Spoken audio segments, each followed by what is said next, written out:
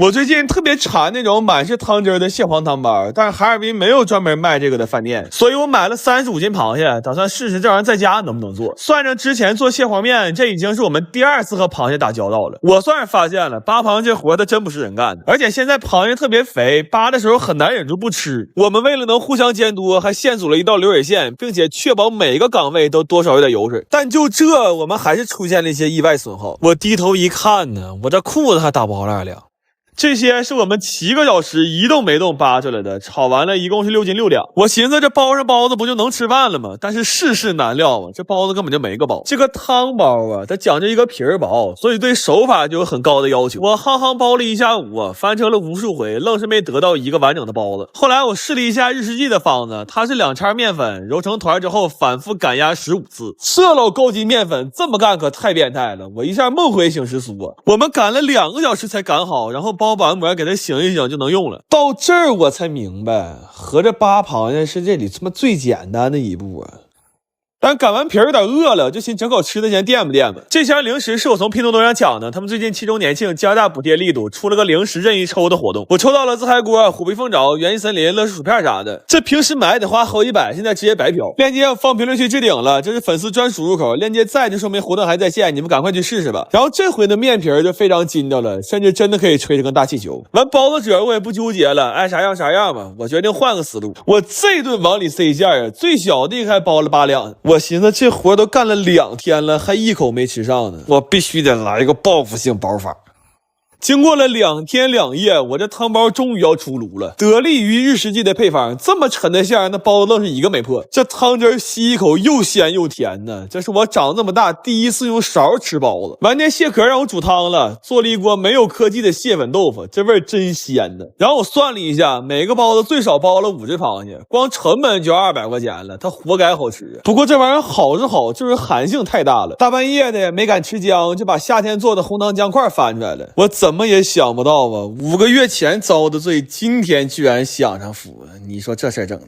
我上个月花重金买了个烤全羊的配方，今天总算赶个大晴天，我买了只38斤的羊，看看在家能不能烤成功。但这活从来没干过，怕又干1天1宿，等第2天再吃不成隔夜羊了吗？所以就决定奔点先飞。凌晨3点天刚亮的时候，我们已经把砖搬回来了。这砖呢看着不多，但加起来得有1吨多，搬上楼之后心都突突了。这回我整明白了，空腹有氧啊，未必会减脂，但一定会折寿。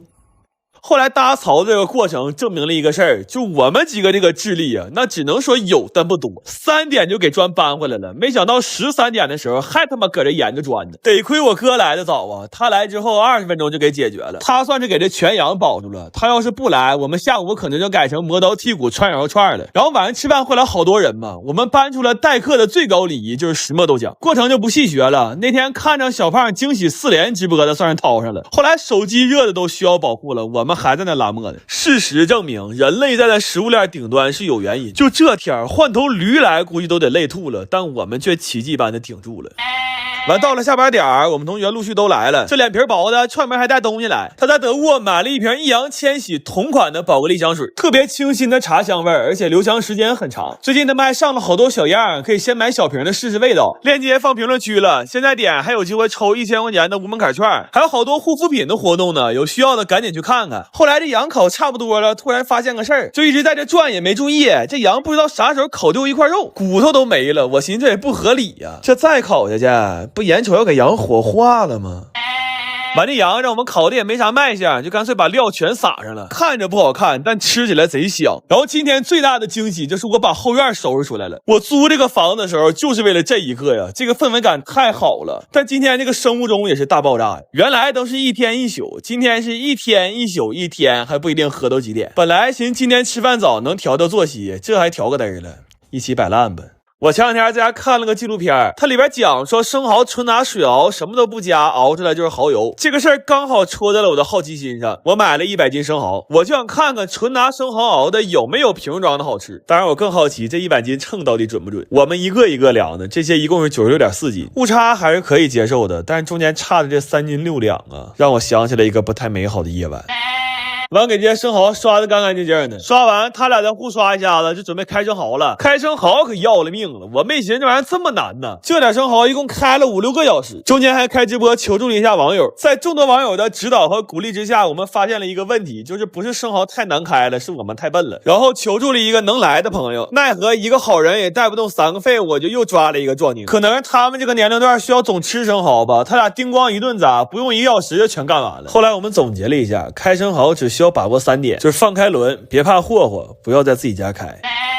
生蚝肉要好好给它洗一洗，这些一共是不到12斤，加水熬上呢，就算是开始做蚝油了。我仨可算能歇会儿，先领个左下角福利，你们也可以下载一下，登录就能领888。这我回手还能再整50斤生蚝，而且用上礼包码升1级就多10块，等级到了还能领8000和苹果13。你们赶紧去左下角链接点下面的立即下载，不会领的看看详细顶部的流程图，按图上步骤领就行。然后我看了一眼我的蚝油，熬的这个色儿有点像王致和，焦绿的，搞得我也很焦虑。后来我确认了一下，这么熬不会中毒，我就接着熬了。这个过程就是一直搅拌一直熬，我后来都站着睡着了。我觉得这不是拿水熬蚝油，这是拿命熬啊。后来熬到了早上5点，终于熬出了这么一碗古法蚝油。然后我翻了好多这样做蚝油的博主，发现他们到今天还在更新，这让我稍微坚定了一些，就是这玩意儿真的能吃。我们对比尝了一下，自制的蚝油呢特别鲜，瓶装的蚝油呢就特别咸。然后用自制生蚝做了几个菜，又是一天一宿啊！这1000多块钱的生蚝壳子还不知道咋办呢。大早上7点，我仨在这整一桌生蚝，这一天算没法过了。但是这个自制蚝油吧，炒菜只有鲜味，有点单调，而且颜色不太好看。我需要把这碗1500块钱的蚝油再加工一下，居然是为了让它达到10块钱一瓶的那个标准。这个逻辑真的是造孽呀！前2天回村里串门去了，这下雪之后的村子可太渴了，就真的感觉山上的空气和城市是不一样的。我甚至感觉这个空气是清甜的，而且山上的雪都是亮晶晶的。我踩的这个地方是山上雪最浅的地方。其实今年雪小，往年雪大的时候跳上去基本就看不着腰子了。要是愿意发呆，就趁有太阳时候躺雪里，啥也不想，就听风声，贼舒服。但下山时候我们开错道了，找了个老乡问路，老乡还挺热情，他说你们要不着忙就在我家待会儿。我家那俩羊干起来了，你们猜猜谁赢面大？咱看看今天我这几个姨都给做啥好吃的了啊！这一锅是干靠的羊排和苞米，这锅上面蒸点白肉，下面这是我最愿意吃的小笨鸡炖土豆干。这土豆干梗梗啾啾的，可有嚼头了。这还有一条干靠的大鱼，我老姨夫做了个纯农村菜，炸黄豆芽，这玩意儿越嚼越香，比土豆干还香。然后我来我姨姥爷店里吃肘子，我昨晚上现给炖的，今天连锅给端来了。然后买了2只龙虾，这过年红彤彤的，老头看着多喜庆。我们呢是早上一起上的车，开了不到3个小时，我发现这家伙比我能憋尿啊。我二姨还整不少野菜，我都不认识啥。他说一共20来个菜呢，你们饿了先出去喝点西北风去。完，我们哥仨上车干游戏去了。这游戏陈小春代言的，上来直接100级，开局就1把刀，装备无限合成，3天就能干出火龙套。完，动不动就100倍暴击，又爽又解压。要玩好了，卖装备还能整点呢。点左下角就能玩，无聊的时候可以干一下。完，饭好了，我们就赶紧回来了。我一瞅，这桌子上19个菜啊！我说二姨，你不说20多个吗？要不说我跟我二姨好呢，人一句话就给我讲明白了。他说你他妈愿意吃就吃，不愿意吃赶紧给我滚。反正这一桌子除了那点鱼和虾，剩下什么肉啊菜啊都是自己家养的。这毛葱炒鸡蛋也好吃，我吃2碗饭。不知道为啥他种着毛葱吃着发甜。我再强推一下这个炸黄豆芽啊，真的贼香，这一盘都让我吃了。后来酒过3巡，我小哥性情了，他说喝饮料没感情，但开车了没办法，给大家干一碗肘汤。咱说心里话，我小哥这人能处啊，有汤他他妈真喝呀。我头2天回屯子杀猪去了，带了2个人和200来个塑料袋，就为了给我奶顺个肘子。但是肘子掏完了不敢往前院去啊，就藏后院雪地里了。完了我们还有模有样的混淆了一下现场，但是玩雪玩的实在是太高兴了，我一抬头根本他妈分不清哪个里有肘子。我们回来时候大伙已经开始炒菜了。完我看我三大爷那屋直冒烟，我寻思我三大爷着了呢，我赶紧拿着手机就过去了。完了发现我三大爷在那炖肉呢。我让三大爷踹出来之后上北屋闹小鸡去了，但我啥调料都找不着，我二大娘给我撵车库去了。我一看车库藏着一位高人呢，我这远房老弟翻2下勺给我看直眼了。我心说我大爷这不是喊我来吃席，这是喊我来学习呀。后来我把坐着没事都喊来了，我说来老弟你做菜我开班，咱俩狠狠掏他们一笔。